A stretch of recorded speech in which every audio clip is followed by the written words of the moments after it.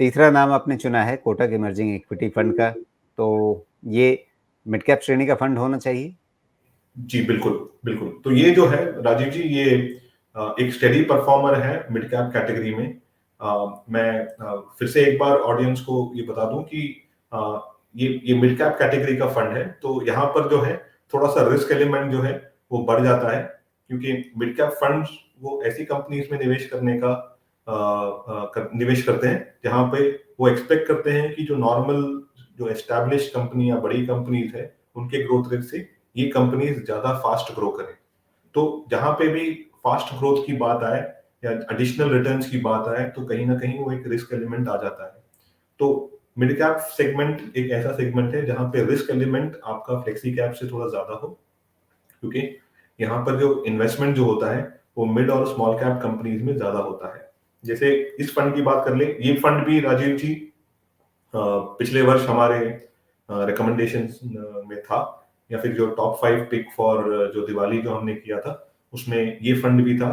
और ये फंड काफी कंसिस्टेंट परफॉर्मर है ये सेगमेंट में और अक्रॉस द इयर्स।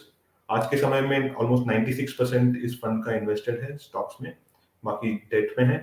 और अगर मार्केट कैपिटलाइजेशन की बात करें तो अराउंड 26% लार्ज और जायंट यानी बड़ी कंपनीज में है, और 71% मिड कैप कंपनीज में है। अब उनका परफॉर्मेंस अगर हम देखें, कुछ भी यानी आप देखेंगे अगर mid cap segment itself has done very well, और विद इन दैट एक काफी अच्छा परफॉर्मर है कोटक इमर्जिंग इक्विटी।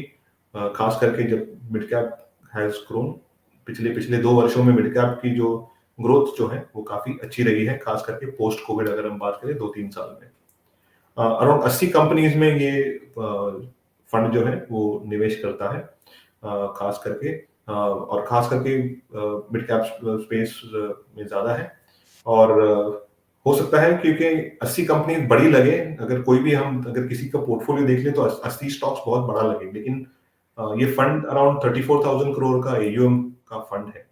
और मिड कैप स्पेस को उसको अच्छी तरह से यूटिलाइज करने के लिए आपको नई नई आइडियाज में निवेश करना पड़ेगा, नहीं तो एक ऐसा रिस्क एलिमेंट भी आ जाता है जहां पे खास करके मिड और स्मॉल कैप फंड्स में, जहां पे आप ये नहीं चाहते कि आप कोई भी कंपनी के ओवर आप ओवर ओवर बाय कर ले।